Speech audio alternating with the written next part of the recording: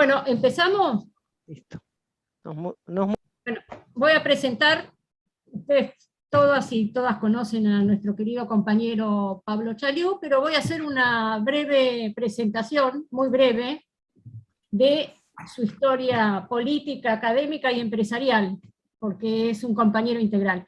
Es licenciado en Economía Política de la UBA, fue profesor en la Universidad de Belgrano y en la UCA, ha escrito más de 100 artículos y 4 libros en su especialidad, ha sido secretario de Comercio Interior durante la presidencia de Carlos Menem, y de la competencia y de la desregulación económica en 2002 durante la presidencia de Duhalde, asesor del gobierno de la provincia de Buenos Aires y luego del Ministerio de la Producción desde 2011 a 2014, cuando era gobernador Daniel Scioli, presidente y fundador de la Unión Industrial de Mar del Plata, secretario y luego vicepresidente de la Unión Industrial de la provincia de Buenos Aires, fue director ejecutivo de SILFA, que es la Cámara Industrial de Laboratorios Farmacéuticos Argentinos, y asesor de CIPA y de la COPAL.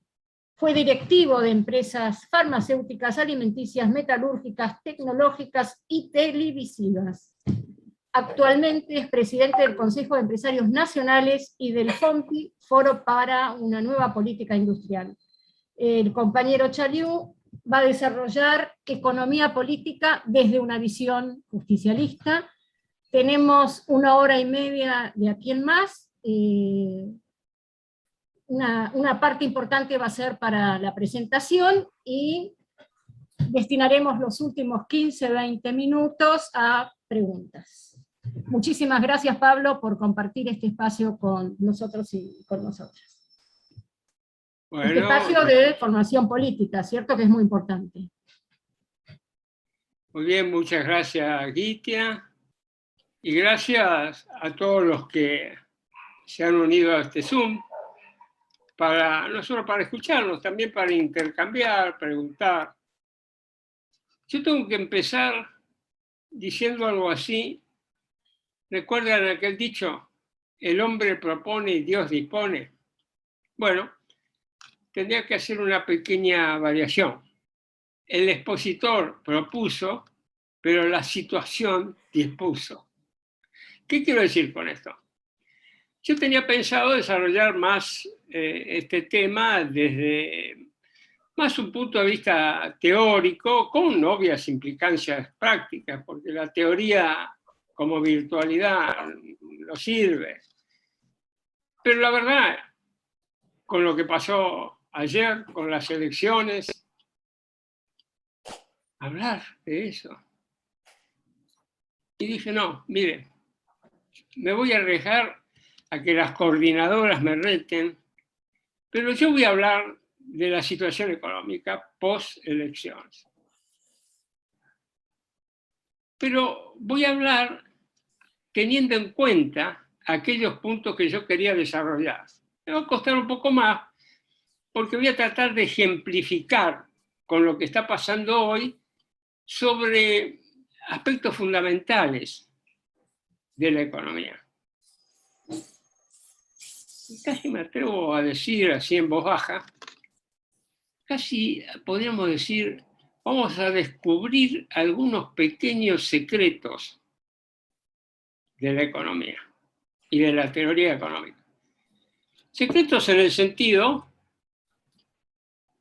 de que se discuten en ámbitos muy cerrados y a veces estas discusiones no toman estado público. Bueno, vamos a tratar en este ámbito de que algunas de esas cuestiones efectivamente podamos ponerlas sobre la mesa y blanco y negro.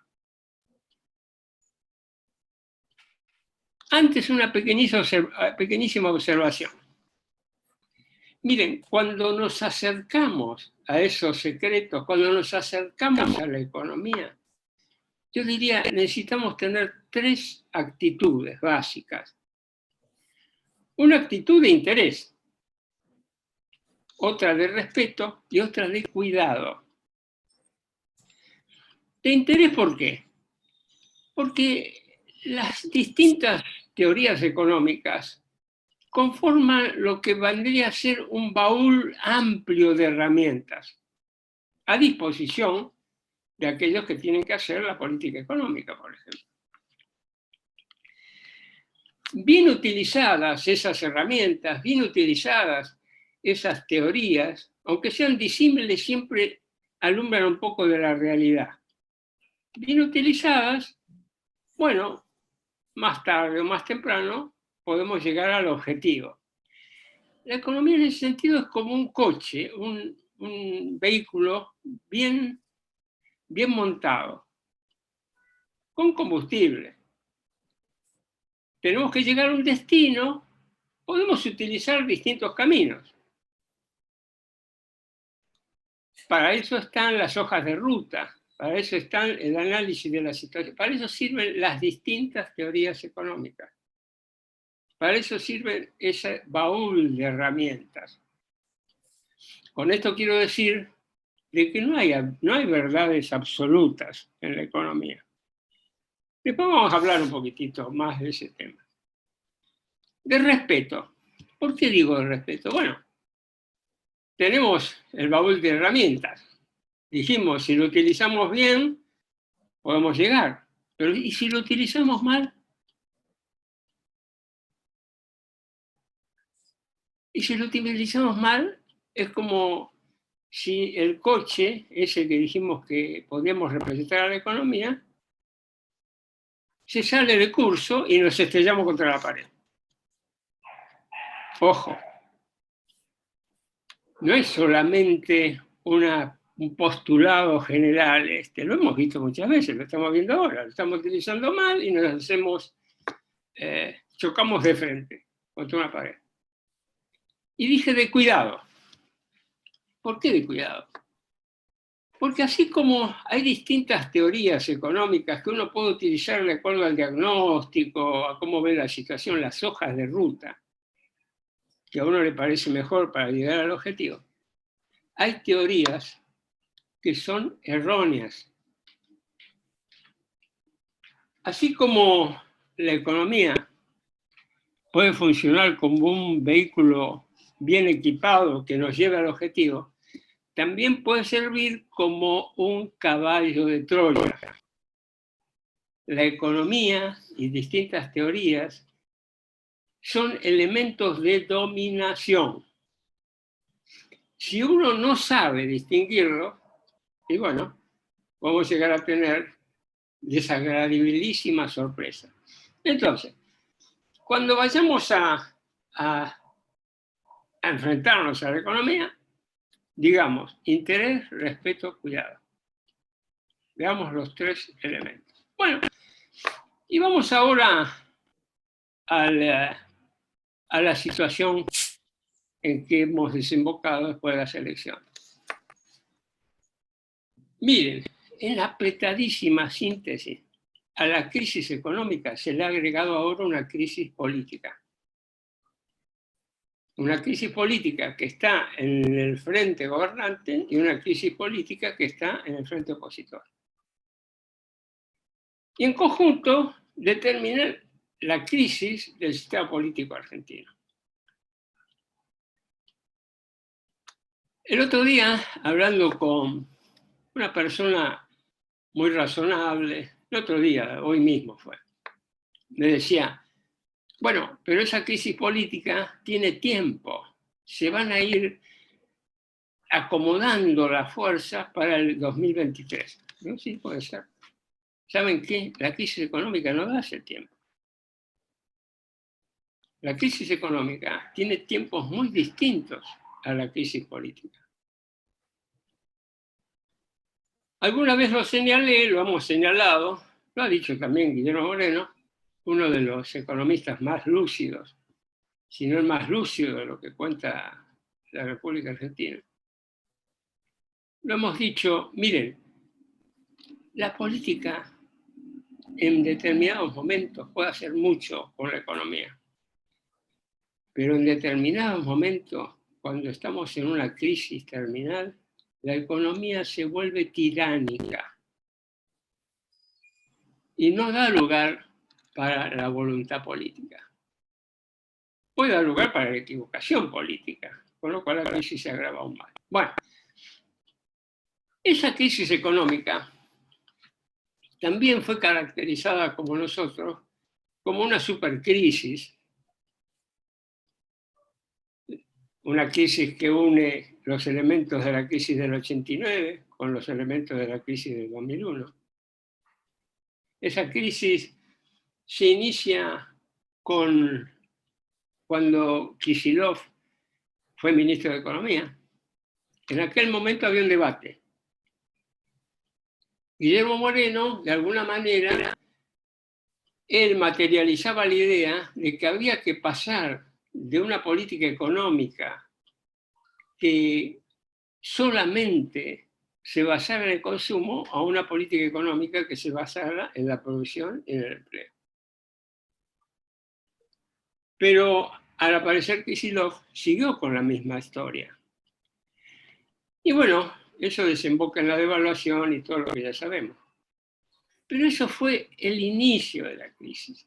Era una crisis suave, una crisis, permítanme el término, amigable. Cuando la crisis se hace realmente crisis, es con el gobierno de Macri.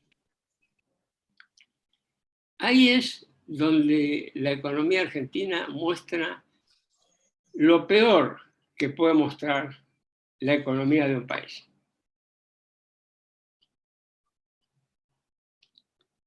Ya estaban dadas todas las condiciones para la pobreza, ya estaban dadas todas las condiciones para la desindustrialización del país, para la muerte de las pymes, estaban dadas las condiciones para que el sector externo tuviera todavía más deficitario. Al fin y al cabo, la deuda con el Fondo Monetario Internacional y la deuda externa argentina es eso, es el déficit del sector externo que fue agravado al máximo. ¿Eran políticas equivocadas las de Macri? ¿O eran más que políticas equivocadas? Y no, eran mucho más que política equivocada. Eran los cimientos de las medidas los que estaban mal. Era la estructura de las políticas la que estaba fallando. Era la filosofía política de Macri. Ese que podemos determinar, esa oligarquía neoliberal. Aunque la oligarquía es más bien conservadora, pero bueno, se le puede dar esos dos atributos. Una oligarquía neoliberal. Y puesta en marcha los fundamentos y las políticas que derivaban de esa oligarquía neoliberal, nos llevó al mundo crítico que vivió la Argentina. Esa liberación extraordinaria que tuvieron los flujos financieros, la liberación extraordinaria, sin ninguna clase de frenos, de defensas, del intercambio comercial con el mundo, la apertura de la economía. Entonces, no nos confundamos. Uno se puede equivocar de política y entonces decir, bueno, me equivoqué en una política o en dos, podemos... No, lo que estaba equivocado acá era una cosa mucho más profunda. Y por lo tanto la crisis fue también mucho más profunda. Pero este aquí, que aparece el gobierno de Alberto Fernández. Y entonces, la crisis no tiene solución de continuidad. Incluso se agrava la crisis. Está bien, uno puede decir, lo que pasa es que apareció la pandemia. Digamos, la pandemia es un punto y hay que tomarla en consideración. Pero el punto mayor es la inacción del gobierno. Recordemos cuando decíamos a Alberto Fernández, le hace falta un plan económico.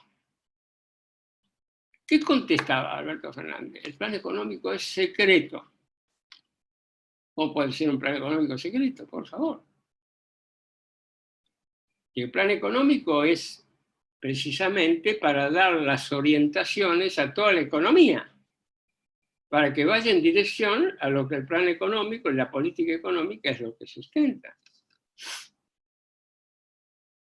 El mismo gobierno dijo, bueno, acá es decisivo cerrar con los fondos buitres y después con el Fondo Monetario. Y todavía estamos esperando. ¿Qué pasa con el Fondo Monetario? Todavía seguimos esperando. ¿Se dan cuenta?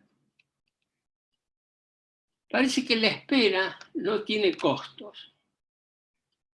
Enseguida voy a volver sobre eso. El resultado ha sido el agravamiento de la crisis. Uno puede argumentar, bueno, ya llegado al borde de las elecciones, no quisieron dar a conocer el plan económico, porque si daban a conocer el plan económico perdían las elecciones. En realidad, al no tener un plan económico, perdieron las elecciones. Perdieron las elecciones porque no tenían un plan económico. Esto se parece, miren, a un símil que nos va a dar por lo menos algún indicativo de enseñanza que me gustaría a mí dejar. Es como si estuviéramos en un vuelo. Vamos en dirección, digamos, a Jujuy.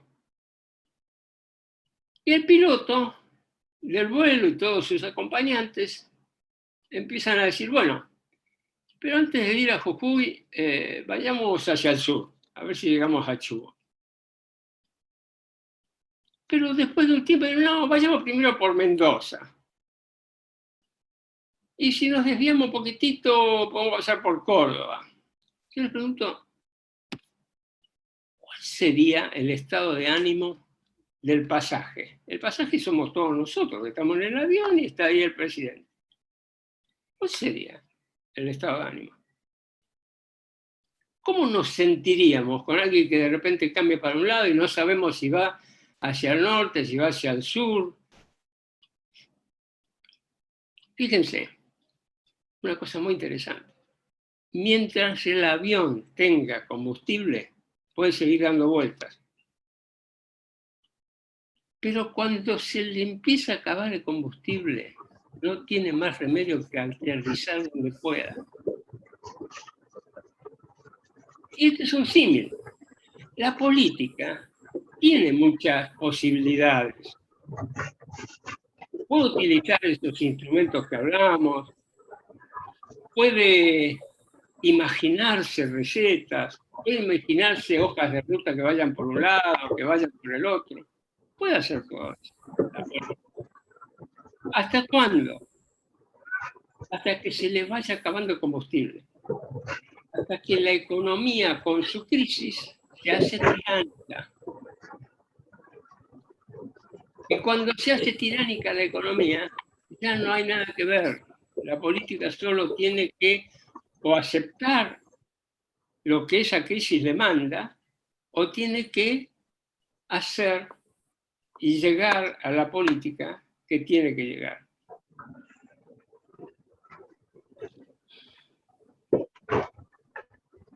¿Cómo puede uno ver? Permítame un segundito, voy a tomar un poco de café.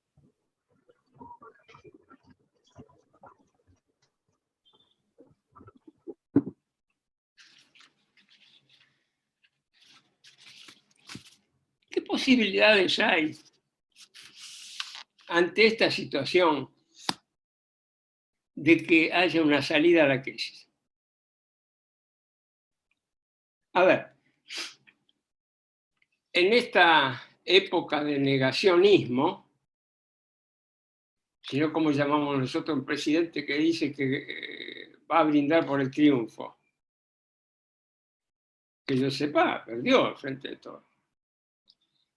Y la oposición, que celebraba como si hubiera encontrado el maná del cielo, cuando en realidad estaba esperando una derrota mucho más grande de frente a todo.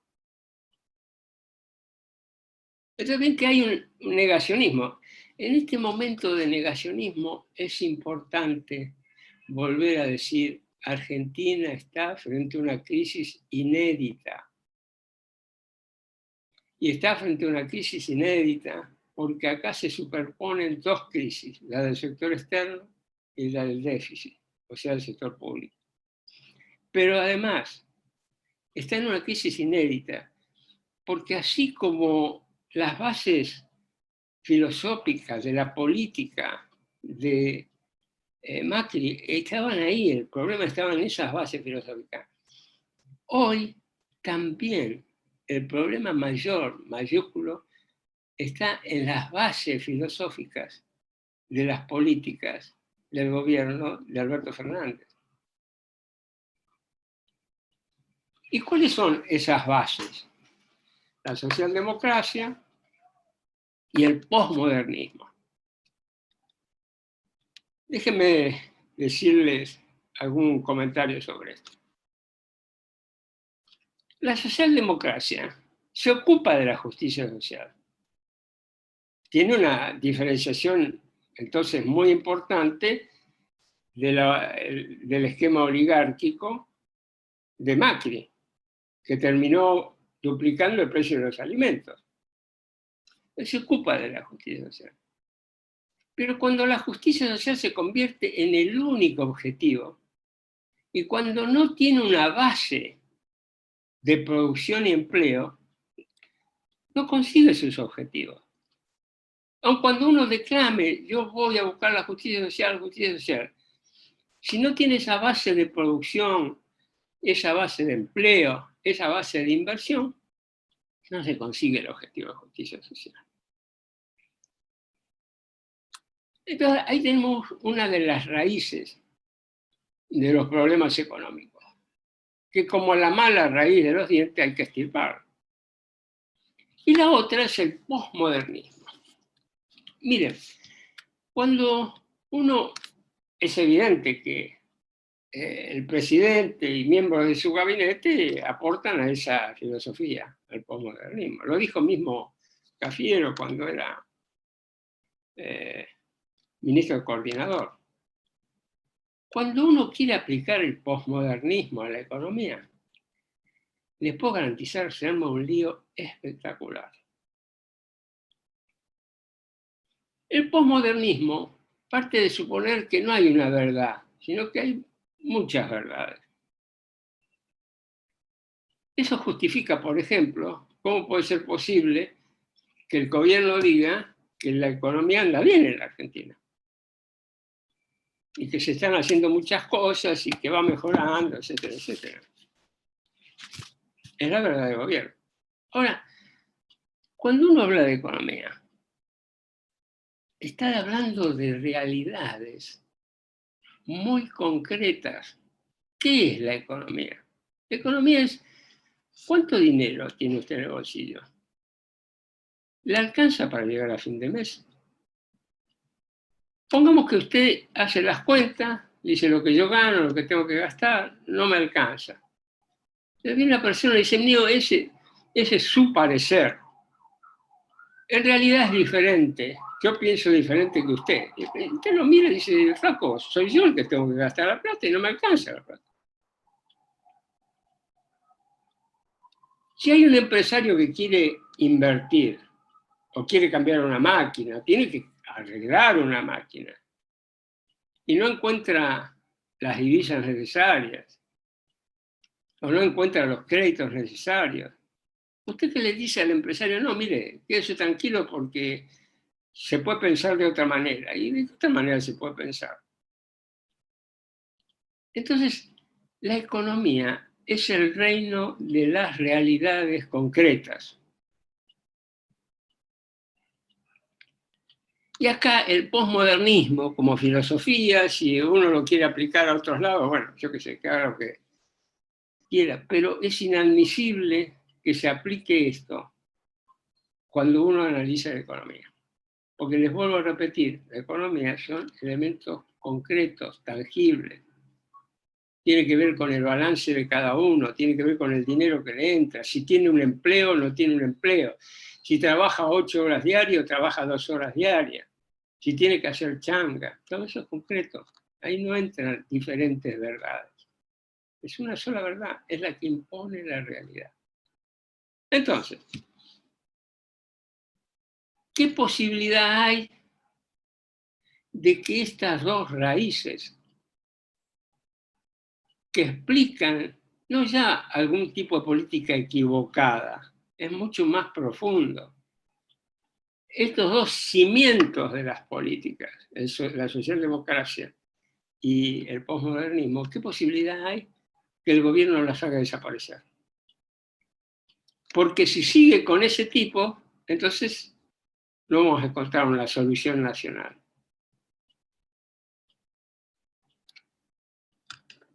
La oposición ganó, pero este aquí que no es gobierno, no va a gobernar la oposición. El gobierno perdió. Es un gobierno más débil. Es un gobierno con menos credibilidad.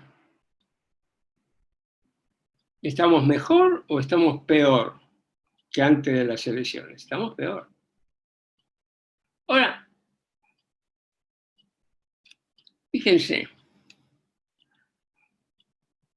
se dice, y el gobierno dice, el presidente dice, vamos a buscar consenso para hacer un plan.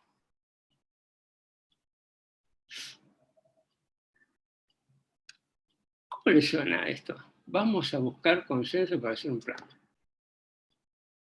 ¿Ustedes creen que se puede llegar a un consenso entre trabajadores, empresarios, el sector agropecuario, el sector financiero, la fuerza de la oposición? Imaginémonos un minutito y digamos, bueno, vamos a llamar una asamblea con todos estos señores, muy bueno, entonces vamos a ver, vamos a dividirlo por comisiones. Debe haber más o menos unas 70 comisiones, porque así son los temas de la economía. ¿Ustedes creen que se puede llegar a un consenso a través de esta metodología? Mire, ahí hay otro error de base. Es el plan el que tiene que generar consenso. No es los consensos lo que van a generar el plan. Es increíble. Es el plan. ¿Y quién tiene que formular el plan? El gobierno nacional. Nuestro presidente tiene un problema con Cristina de Kirchner, con Massa, o alguien, yo qué sé. Un ministro no le da pelota, hablando mal y pronto. Señores, la institucionalidad requiere que el presidente haga esto. Y si no puede hacerlo, pues se tiene que ir. Miren qué duro es, pero es así. Entonces, ¿es posible que el plan salga del consenso? No va a salir del consenso. Va a ser una pérdida de tiempo total. Lo que va a ser peor es que, de nuevo, la demora no es gratis. La demora en establecer un plan le costó a este gobierno las elecciones. Es al revés de lo que estaba planteado. ¿Es posible que este gobierno tire por la borda su socialdemocracia y su posmodernismo? Muy difícil. Bueno, habrá escenarios políticos. Guillermo plantea un escenario muy coherente. Algunos otros ya lo están planteando, para ir hacia la verdadera solución. La verdadera solución es un gobierno peronista con un plan económico basado en la doctrina peronista. ¿Cuál es la otra posibilidad? Que el plan lo dicte el Fondo Monetario Internacional. Y yo creo que hay sectores en la economía empresaria, en la financiera, que están pensando eso. O sea, todas estas dilaciones, la incapacidad del gobierno para establecer un plan, va a terminar que el gobierno mande, como dice al Congreso, el plan económico que le dicte el Fondo Monetario Internacional.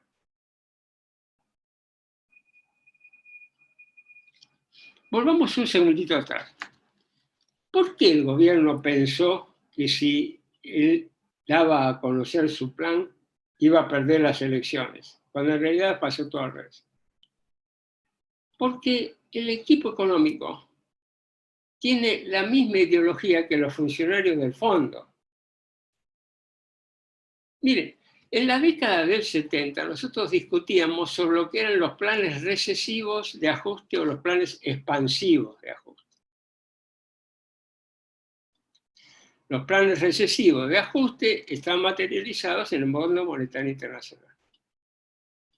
Baja del gasto público, aumento de impuestos, las leyes laborales, el aumento del desempleo, todo para equilibrar el sector público y para equilibrar la balanza de pagos. Pero básicamente, el sector público, para que el sector público se haga del dinero suficiente para comprarle las divisas al Banco Central y pagarle la deuda al Fondo Monetario Internacional. Entonces, es razonable por qué decían, o por qué en la práctica obraron así, mejor no pongamos un plan, porque el plan que tenemos en mente es un plan recesivo. ¿Cuál es la diferencia entre el equipo económico y el Fondo Monetario Internacional? Que lo más probable es que el Fondo Monetario sea más recesivo que lo que tenía en mente Guzmán y compañía. Pero los dos tenían un plan recesivo. Entonces, ¿qué se puede esperar si el gobierno manda al Congreso un plan del Fondo Monetario Internacional? Agravar la situación económica, pero también y mucho más agravar la situación social.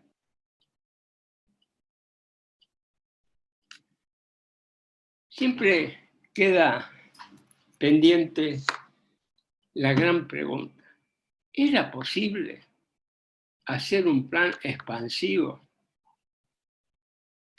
que apruebe el Fondo Monetario Internacional? Mi respuesta es concluyente y es afirmativa: sí. Pero había que diseñar los instrumentos de una manera que no afectaran el empleo, la producción y los ingresos. Por eso una de las medidas esenciales era, que nosotros habíamos propuesto, era gravar a los sectores rentísticos. ¿Qué son estos sectores rentísticos?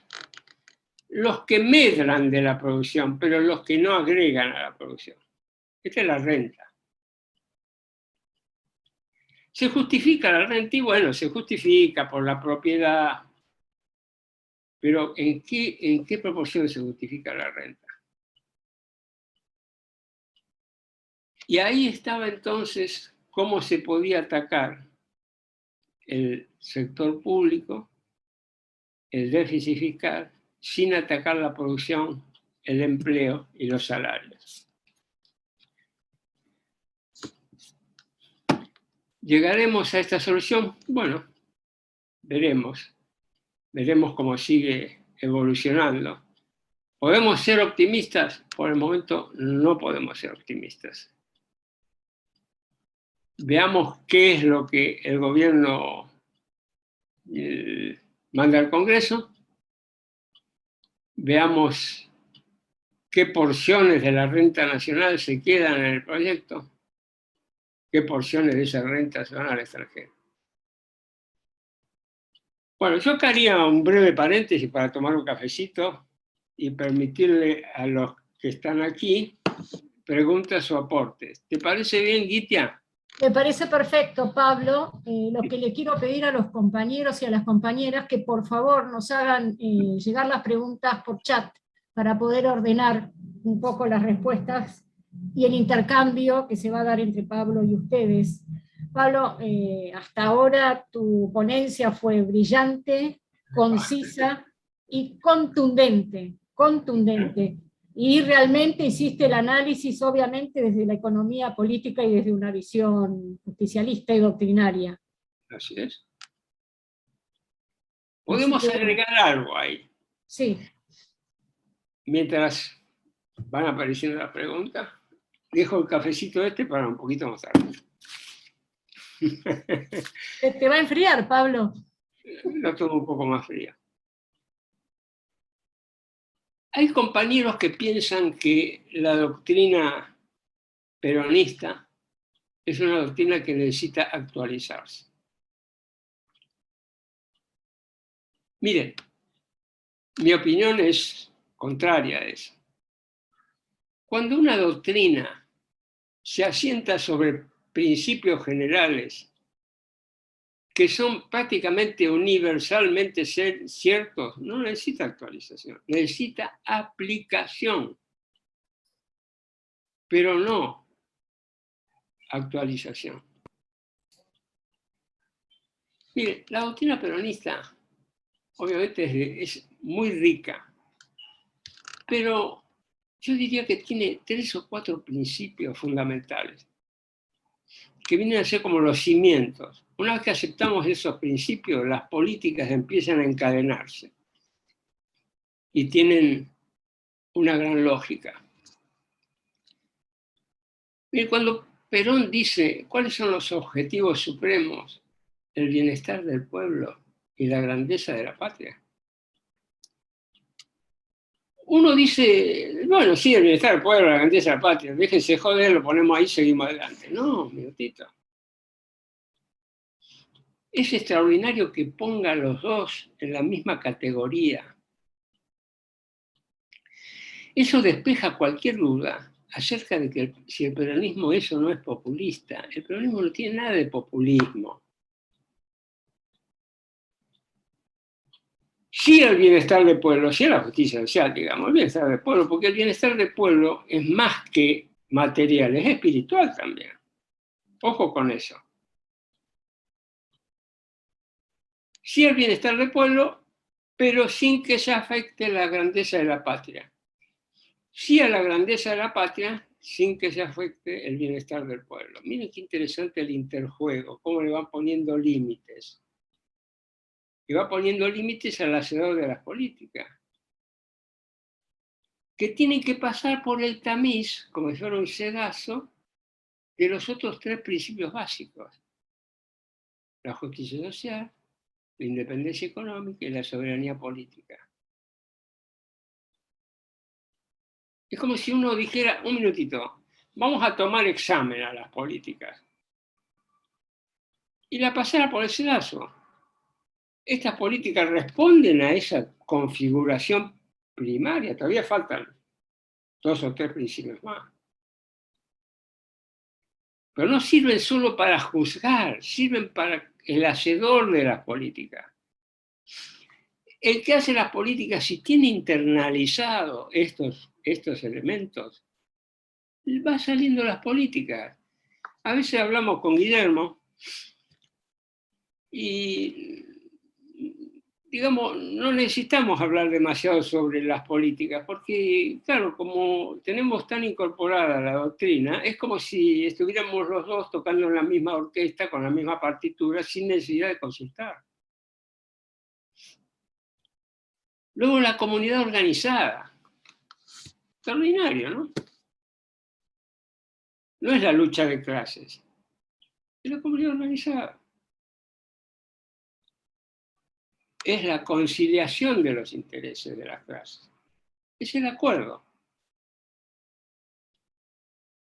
Y luego la tercera posición, que la podemos aplicar en muchísimos elementos.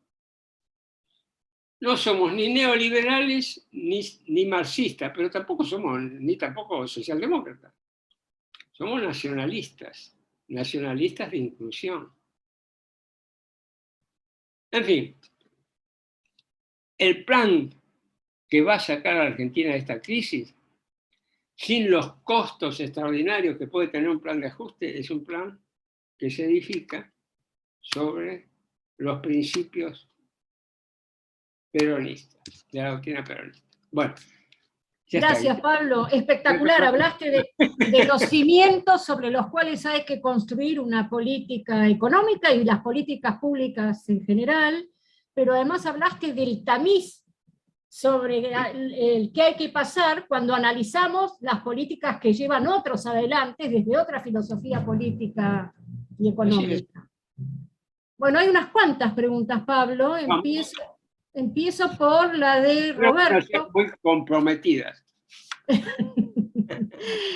Que dice si podés caracterizar con más detalle la categoría de plan de ajuste expansivo.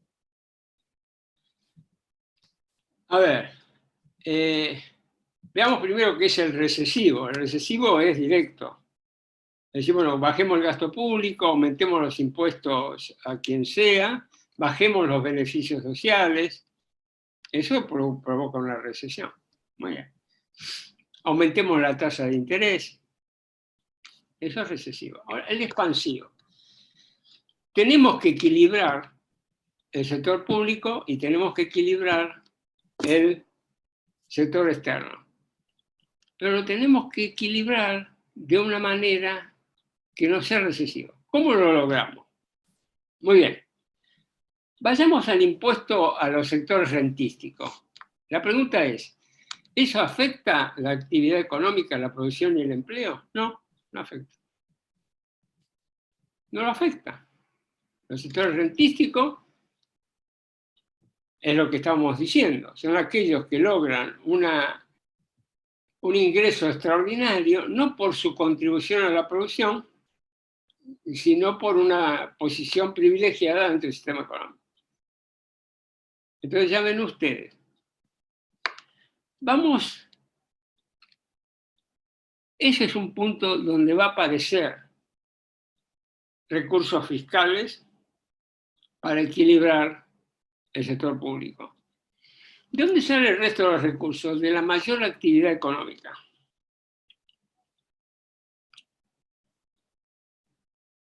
¿Cómo se logra una mayor actividad económica?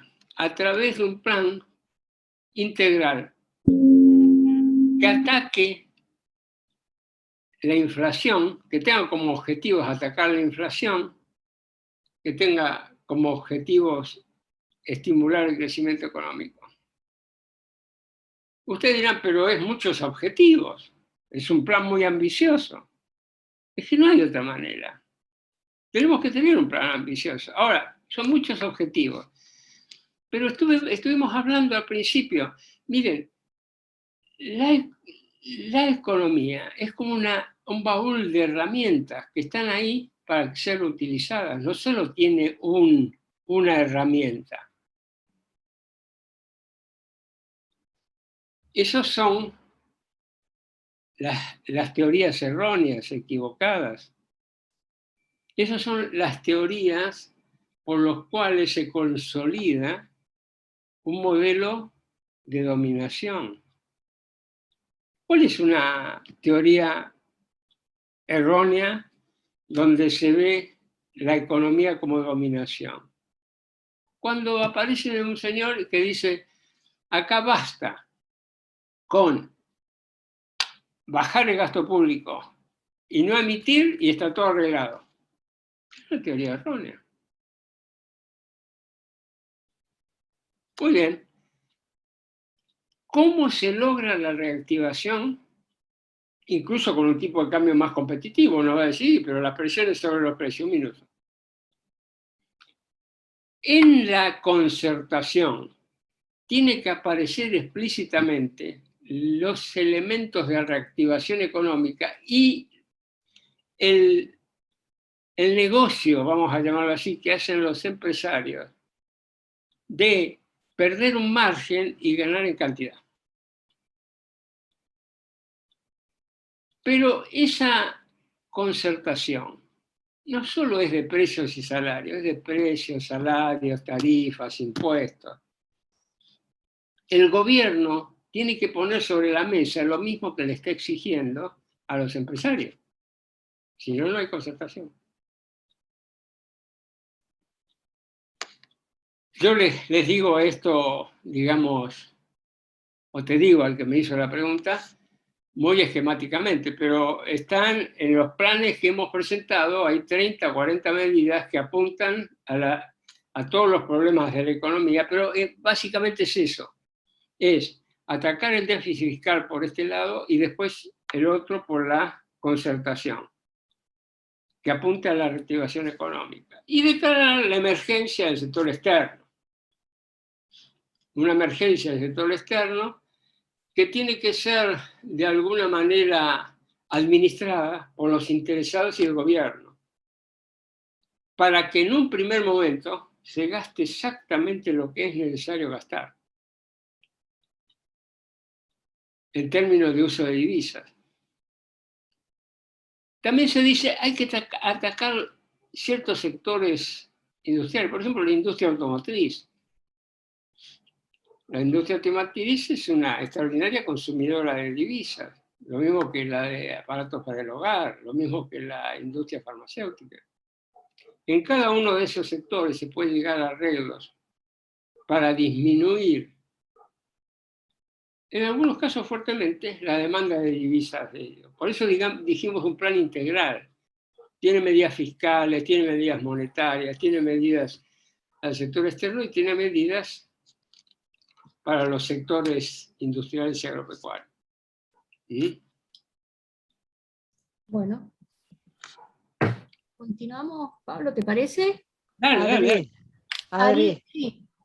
yo creo que vos debías leer varias de las consultas, porque son muchas, y si vas una por una y contestando, me parece que no vamos a llegar. Son muchas las cosas que los compañeros han preguntado. Tal vez si vos le lees todas, Pablo puede ordenar cómo las agrupa para una respuesta. Sí, o prepararse no, para otra hora de exposición, en fin. no, veríamos. digo, no sé si todas, pero voy a plantearte los temas, los ejes de las preguntas. A ver. Para ver si se puede organizar temáticamente la respuesta. Por un lado, hay una pregunta que tiene que ver con justamente qué es gravar a los sectores rentísticos. Estos sectores yo entiendo que son los que rentan la tierra, los sectores de la oligarquía. ¿Qué pasa con las reservas del Banco Central? Diferencias entre política económica justicialista y política económica desarrollista. ¿Qué medidas se tendrían que haber tomado en 2012-2013 para cambiar el sesgo del consumo a la producción? Adri, también está la pregunta respecto si, así como se habla de un impuesto a la renta de las propiedades en la pampa húmeda, hay que pensar algo respecto a los alquileres urbanos. Hay una pregunta ahí. No, la pregunta la acabo de decir el eje, Pimpi, que justamente es la renta de la tierra, la renta. Él pregunta si, efectivamente sí, tiene que ver con la renta de los alquileres urbanos, pero en realidad el tema es la renta de la tierra, no es la renta de todo. La renta de la tierra es muy rápido, no solo en la pampa húmeda, sino también en minería. Ajá. Y en energía.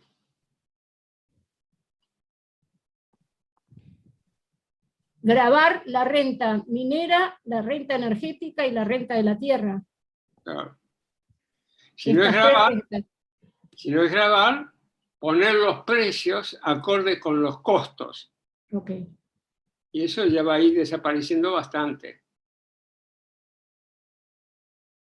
Bien. Después hay otra que tiene que ver con el plan de sustitución de importaciones. Supongamos que el plan de sustitución de importaciones se lleva adelante por 5 años. Luego de ejecutar el plan de sustitución de importaciones, ¿cómo se sigue? Bueno. No, a ver, un segundito, me parece que no ahí... ese planteo. No, está bien. A ver, Argentina tiene espacio para sustituir importaciones, no cabe duda, tiene espacio para hacerlo. Ahora, cuando uno dice, hagamos un acuerdo, y hagamos un acuerdo que tiene que ser de mediano plazo, no es un acuerdo de un año, tiene que ser un plan quinquenal. Muy bien.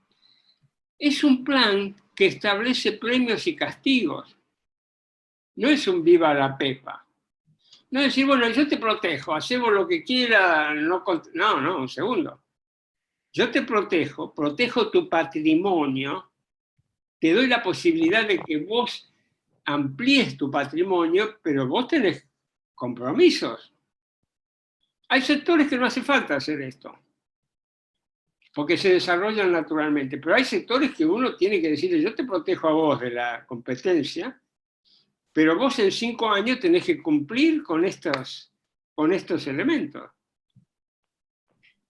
O sea, de alguna manera hay que brindar elementos para el fuerte aumento de la productividad de esos sectores. Y eso va a estar puesto en los planes sectoriales. Entonces, sustitución de importaciones, sí. Protección a la industria local o a los sectores nacionales también. Pero no de cualquier manera. En el plan va a haber beneficios, pero también va a haber costos. O sea, esos sectores van a tener que entrar rápidamente en un proceso de reconversión que los haga competitivos, de tal manera que los niveles de protección puedan ir bajando con el tiempo. ¿Continúo, Pablo? ¿O... Dale, perdón. No, perdón, no, al contrario, digamos, te agradecemos cómo vas esclareciendo.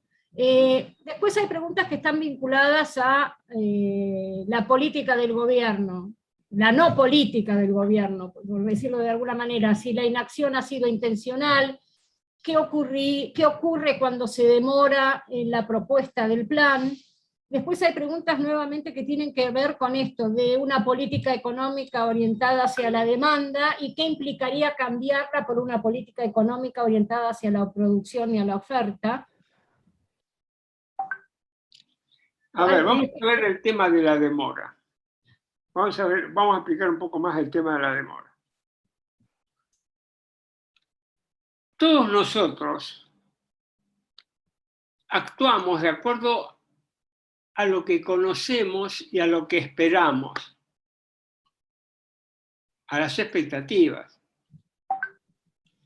Si yo les digo a ustedes, mire, mañana el gobierno devalúa un 100%, ¿ustedes qué hacen? ¿Están disparando más dólares a comprar? No sé, alguna cosa van a hacer. Si yo no le digo nada de cómo va a ser el futuro de la política económica, ¿qué pasa con la economía? Se desordena.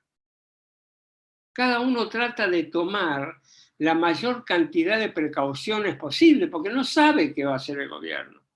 No sabe si el gobierno va a agarrar para la izquierda, para la derecha, si va a firmar con el Fondo Monetario Internacional, si va a devaluar, no va a devaluar, si va a aumentar los salarios, si va a seguir deprimiendo las jubilaciones.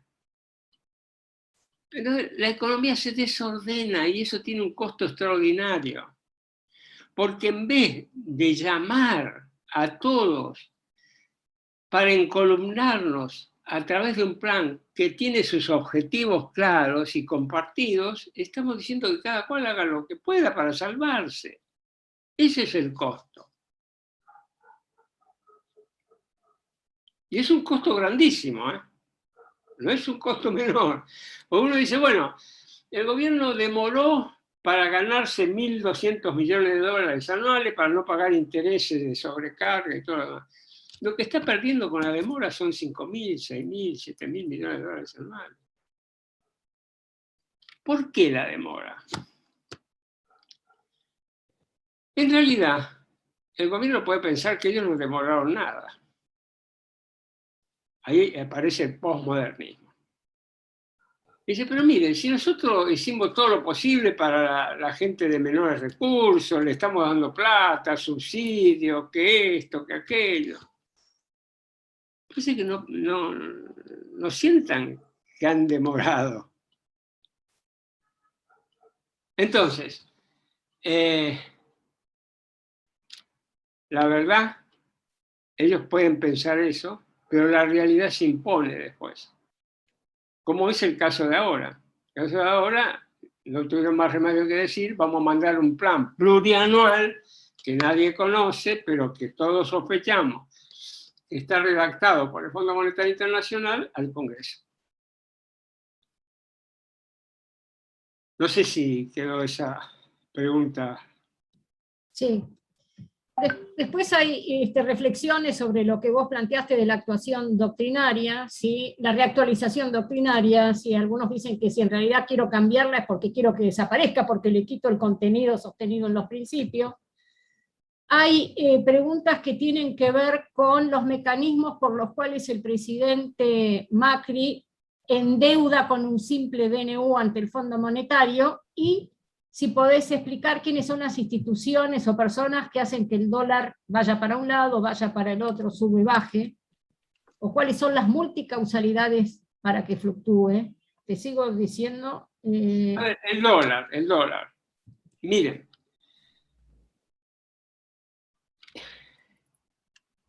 El gobierno es un experto en atacar efectos sin preguntarse las causas.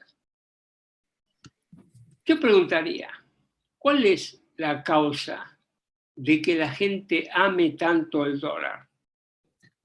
Porque ya no es una cuestión de cariño, ya es un amor por el dólar. ¿Por qué la gente ama el dólar? Mire, las familias consumen. Es así, si no, no pueden vivir. Pero buena parte de las familias miran el futuro y dicen, un minutito, yo tengo que tener la casa propia. Yo le tengo que dejar algo a mis hijos. Cuando se hacen este tipo de planteos reales, las familias, ¿de qué estamos hablando? Del ahorro. Entonces, dicen, no, están especulando con el dólar. Mire, el dólar representa el ahorro en la Argentina. Y el ahorro tiene tanta jerarquía como el consumo. Les pregunto a ustedes, ¿acaso ustedes no tienen en la cabeza, en mente, si yo tengo una obra social, quizás tengo una prepaga, pero qué pasa si yo tengo una enfermedad que me obliga a mí a estar por arriba o gastar más? Yo tengo que tener un ahorro. ¿O qué le pasa a mis hijos? Entonces, si no atacamos el fenómeno de la inflación de una manera certera y de una manera, íbamos a estar siempre atrás del dólar. Porque la inflación lo que hace es eliminar la posibilidad de ahorrar en pesos. ¿Y en qué vamos a ahorrar si no es en pesos? En dólares. Entonces, cuando alguien me dice, bueno, ¿y quiénes están atrás del dólar? Mire, estimado que me hizo la pregunta, todo el mundo está atrás del dólar, todo el mundo que puede. Los que no pueden, lamentablemente, bueno, pero si pudieran, estarían atrás del dólar también. ¿Pero por qué? Porque en el fondo está el problema de la inflación y la destrucción del ahorro en pesos.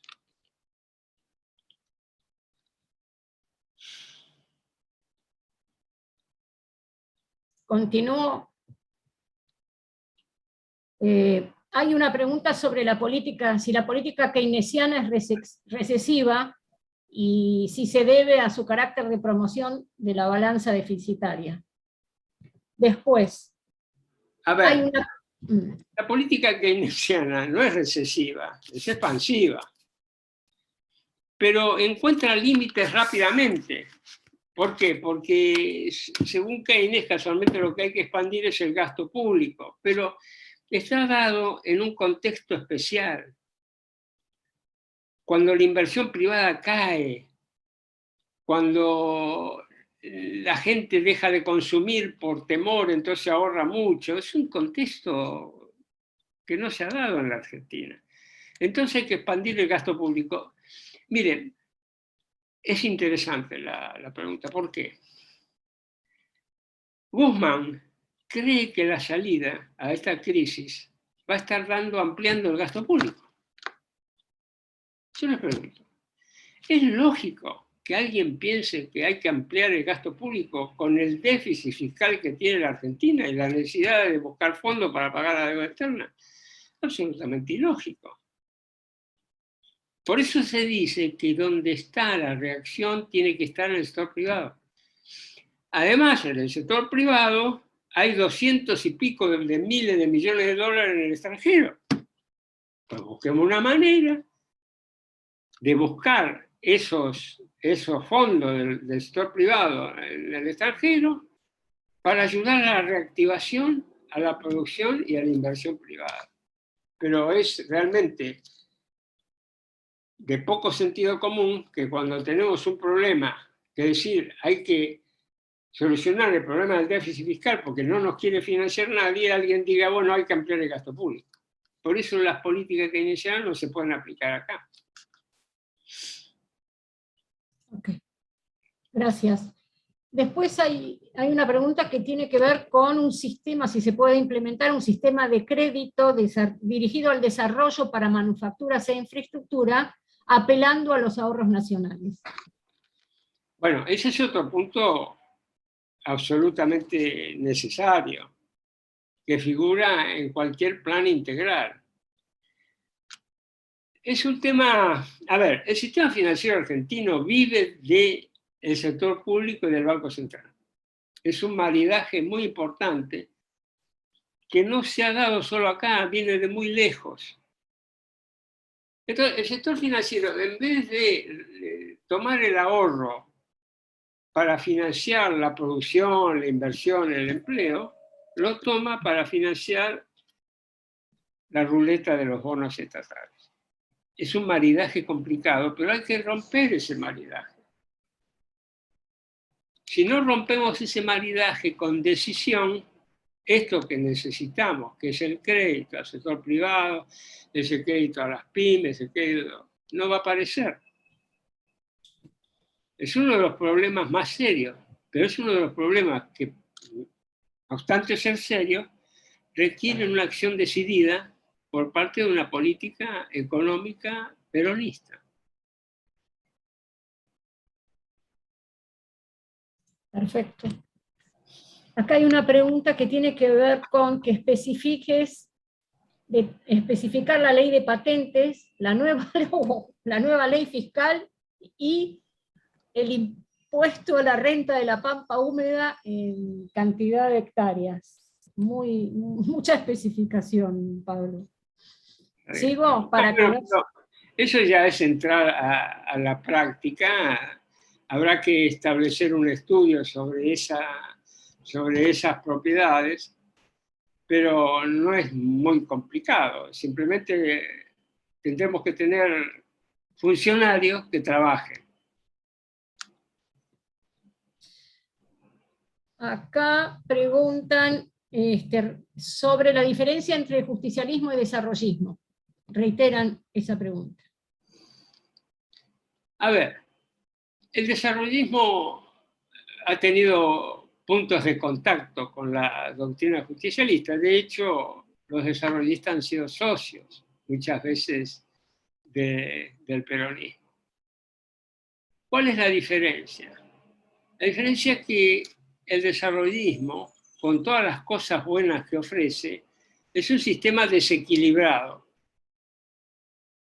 Es un sistema que apuesta decididamente al desarrollo industrial, al desarrollo de las industrias básicas, a la protección. El justicialismo puede tomar parte de eso, y de hecho lo ha tomado, parte de esos elementos. Pero a veces cuando se protege demasiado, o a veces cuando la mayoría de los instrumentos de política económica se dedican, digamos, al desarrollo de estas industrias, pueden aparecer desequilibrios en las políticas sociales, o pueden aparecer desequilibrios digamos, en el resto de los sectores industriales. Por eso tiene que haber un equilibrio entre los beneficios que se dan a las nuevas inversiones incluso de desarrollo básico, tiene que haber un equilibrio con eso y un equilibrio con los precios que están dirigidos al resto. Por ejemplo, uno de los problemas que tiene la economía argentina es que los productores de insumos básicos están monopolizados o muy oligopolizados. Tenemos la petroquímica, tenemos el acero, tenemos la energía. Ahora, Al estar monopolizados o oligopolizados, los precios son más altos que los que podrían ser. ¿Quién termina pagando? El resto del sector industrial. Hay muchas pymes que no están en competencia porque tienen que pagar sus insumos básicos a un precio muy superior al que los paga su competencia en otros países. Entonces, acá tiene que haber un equilibrio entre los incentivos y tomar en cuenta las repercusiones de lo que hace uno en un sector sobre el resto de la economía.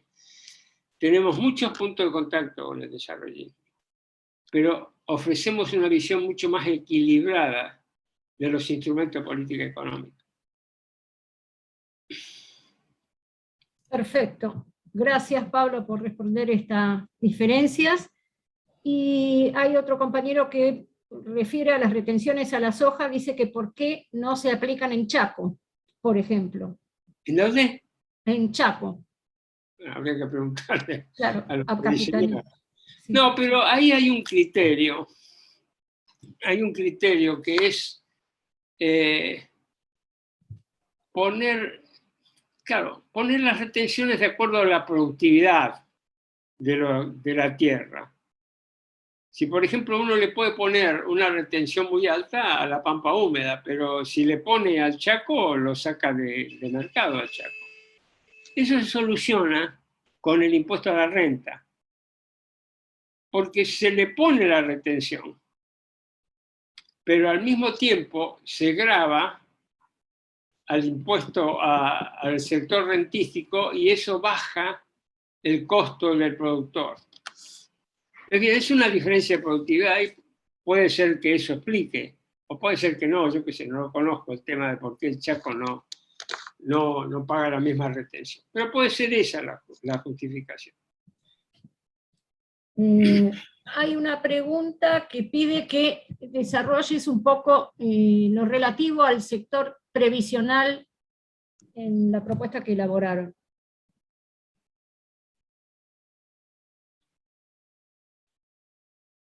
La jubilación no puede ser más variable de ajuste. Es así. Entonces, el problema es que si uno no tiene un sistema lógico de recaudación, va a terminar cayendo sobre jubilaciones, pensiones, subsidios. Ahora, cuando uno tiene un sistema lógico de recaudación y esa recaudación le da lo que el Estado necesite, las jubilaciones tienen que estar de acuerdo a lo que verdaderamente corresponde. Nuestra propuesta es que las jubilaciones no pueden ser de ninguna manera la variable de ajuste del sector público. Perfecto. Y finalmente hay una pregunta sobre historia económica. Si puede hablarnos un poquito, en aras del tiempo que nos queda para finalizar la clase de formación política de hoy, sobre la primera gestión de Gómez Morales al frente de Economía entre 1952 y 1955, porque ha escuchado Mariano, el que pregunta, que la segunda presidencia de Perón se caracterizó por el estancamiento en materia económica, y ahora resulta que Gómez Morales había aplicado un programa de estabilización que hasta los liberales rescatan. Bueno, a ver, hay algo que yo tenía que decir sobre la doctrina económica, que es la siguiente. La doctrina económica peronista está enamorada de los objetivos, pero no de los instrumentos. Enamorarse de los instrumentos es lo peor que le puede pasar a una política económica, porque la rigidiza.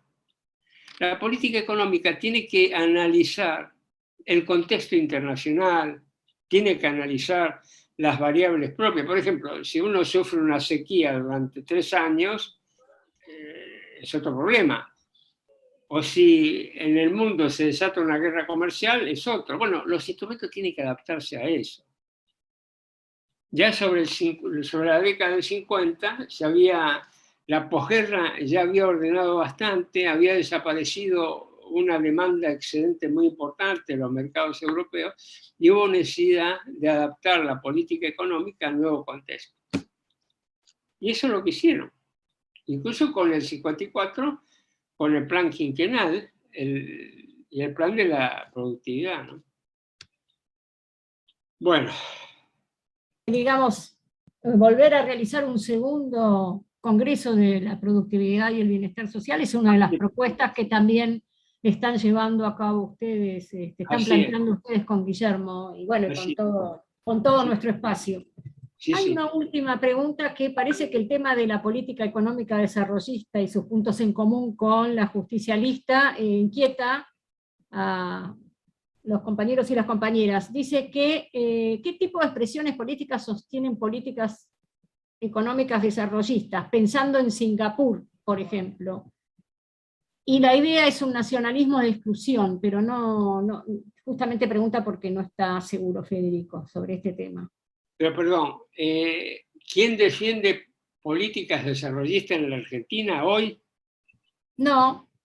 ¿Qué tipo de...? Sí, tal vez debe ser quienes hoy hablan de políticas desarrollistas. Federico, no sé si querés aclarar un poco más tu pregunta.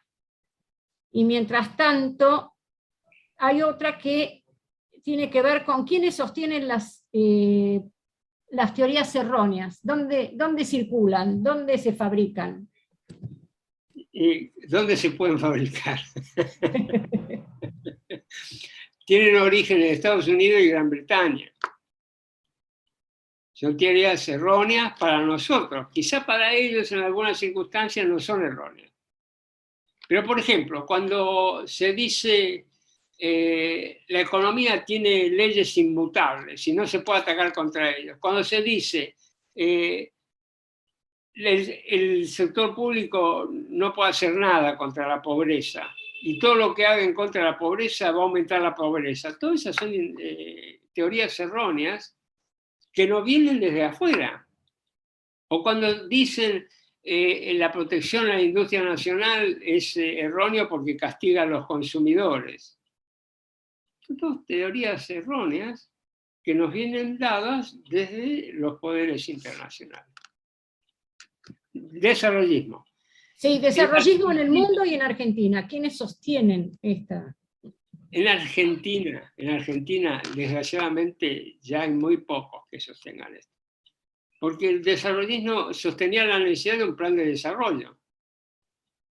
Nosotros estamos diciendo la necesidad de un plan de desarrollo sustentable. Pero ¿quién más en el espectro político? Nadie. Es lamentable. Ni siquiera los superstítes del MID, del Movimiento de Integración y Desarrollo. En el mundo hay muchas variantes. Yo creo que las economías asiáticas no están plegadas al modelo desarrollista. Acuérdense, el modelo desarrollista pone el énfasis en la producción de los insumos básicos y lo que quiere es que el país se independice de la importación de los insumos básicos. Acero, energía, petroquímica. En realidad muchos de esos fueron, digamos, incentivados en el gobierno de Frondizi. Tuvieron origen en el aluminio, en los gobiernos militares, porque se pensaban que eran industrias necesarias para la defensa. Pero esto lo podríamos hablar en otra ocasión. Finalmente hay una, pero rauda y veloz, para que puedas hacer un cierre de tu ponencia, Pablo, y después Pimpi haga un cierre de la clase de hoy. Pide una caracterización, ¿desde qué modelo se puede caracterizar a los países más importantes del mundo en materia económica? ¿Qué modelos estarían sosteniendo? Los más importantes. Los que han sostenido siempre ellos, por más que lo vistan de una manera o lo vistan de otra, es primero ellos. No nos equivoquemos. Primero ellos. Ese es el modelo de los países más desarrollados. Sus intereses por encima de cualquier otro interés en el mundo. Y las teorías que muchas veces respaldan son teorías apropiadas a este objetivo que tienen ellos. Ese es el modelo de los países más desarrollados. ¿Querés hacer, por favor, Pablo, un cierre sobre tu ponencia y el intercambio con los compañeros y compañeras? Sí, el cierre es muchas gracias, que tengan buena noche. Espero que hayan incorporado. Vamos a escuchar a Pinky un rato. Dale, dale. Muchísimas gracias, Pablo. Muchísimas gracias. Realmente ha sido un aporte fundamental para nuestra formación política desde el punto de vista económico. Pimpilla. Bueno, millones de gracias, Pablo, como siempre. Tu claridad de exposición, los conceptos hacen que uno crea que es cierto eso de que cuando hacen la economía tan difícil es porque no quieren que uno entienda. Y además esta última ya me encantó. ¿Cuál es el modelo? El modelo es primero yo, siempre yo. Está clarísimo. Así que muchísimas gracias. Por supuesto que, mira, acabo de tomar la precaución de seleccionar todo el chat para ponerlo en un Word y te lo voy a mandar por si alguna pregunta te parece que vale la pena en otro momento, porque la verdad es que los compañeros se han pasado de preguntar, che, lo quería exprimir a Pablo y eso no corresponde, somos todos compañeros acá y bueno, qué sé yo, son demasiadas cosas. Entonces, estoy re contenta, ustedes verán, acá hay más de 70 compañeros, esta es nuestra tercera clase y están participando muchos compañeros, hay interés, hay necesidad. Lo que ha ocurrido ayer muestra con mayor razón que nosotros estamos en la senda que corresponde, que nosotros no podemos permitir que se arrastre al peronismo en el desastre que es este gobierno, que como decía hoy un compañero en alguno de los N+1 grupos que uno participa, decía, ¿dónde se ha visto que el peronismo festeje que perdió? ¿Dónde se vio que el peronismo festeje que perdió? O sea, están demente, más allá de que haya una especulación, de que lo hayan presentado así, o sea, eso no tiene importancia. Lo cierto es que porque ahí no hay peronismo, no hay voluntad de transformar la situación del país por el pueblo y por la patria, no la hay.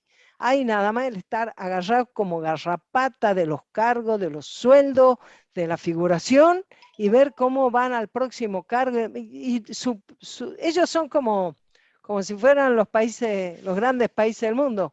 Yo, primero yo, segundo yo, tercero yo. Así que olvídense, nosotros estamos en esta senda y la verdad es que es un orgullo que haya tantos compañeros que tienen bien en claro que, como nos dijo Guillermo, que tenemos que ser como la cera. Yo tengo que estudiar primero un poco de la cera, pero entendí el asunto que hay que seguir militando. Así, en una traducción sencilla, dijo, hay que recoger los retazos. Bueno, entonces el lunes que viene hacemos por Zoom y vemos un poco cómo funciona el Poder Legislativo. Una cosa sencilla, más cotidiana y demás. Y ahora una invitación, para que no sea todo trabajo. Para todos, Pablo, principal. El 16 de diciembre, en la sede de Avellaneda del Sindicato del Vidrio, vamos a hacer la despedida del año, va a haber choripán. Eso, creo que eso lo han puesto para que yo vaya, no estoy segura, o tal vez para más de uno acá que nos mueve los verdaderos principios y valores del peronismo, o sea, no puede haber una reunión sin choripán. Y vamos a poner en marcha ahí una propuesta que ha traído Valdés para Guillermo, que es que no solo hagamos el partido Principio y Valores, sino una agrupación Principio y Valores, que se empiece a armar en todo el país. Porque un poco la diferencia entre que sea la agrupación, además del partido, es que en determinados lugares que no da para armar el partido, lo mismo nos permite esa identidad política para actuar. Estamos entonces ese día, vamos a hacer de capital, tenemos que hacer una movida de 150, 200 compañeros, como hicimos el día de la caravana, y si nos ponemos caprichosos, capaz que hacemos caravana y todo, va a estar bueno que sentemos esa presencia, ese entusiasmo militante que tenemos. A la tarde del día 16, en Avellaneda, apenas cruzando el puente, en el Sindicato del Vidrio, puesta en marcha de la agrupación Principio y Valores, cierre del año político para el Partido Principio y Valores. Entre tanto, todos nosotros vamos trayendo la ficha de afiliación y de adhesión para que nuestro equipo con la Elizabeth, con Joel, con la Guille, con Beto, con todos los compañeros, con Roberto, tengan insumo para trabajar, así podemos avanzar en el reconocimiento del partido. Y entonces el lunes que viene nos vemos por Zoom, el lunes siguiente nos vemos con Guillermo en el CEN, el 16 cerramos la actividad, no es que cerramos a seguir laburando, pero hacemos un cierre simbólico, público, político, y presentamos la agrupación, y de paso les cuento que los compañeros de la juventud han armado una charla con la Marta Cascales este miércoles en el CEN, y nosotros un poco más temprano vamos a tener en el CEN una reunión de los compañeros que laburan en el territorio. Así que tenemos mucho por hacer, están todos invitados, y nos vemos. Muy bien. Chao, gracias. Gracias, Pablo. Chao, chao. Extraordinario. Mil gracias, compañeros. Pablo. Muchas Chao, gracias. compañeros y compañeras. Con la paciencia, chao, chao. No. No. Gracias.